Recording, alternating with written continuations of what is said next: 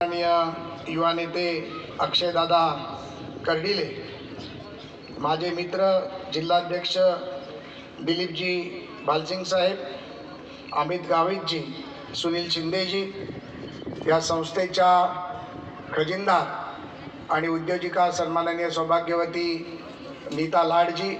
व भाजपाचे युवा नेते, या सर्व संकुल उभं करण्यात साहेब ज्यांनी अत्यंत मोलाची भूमिका निभावली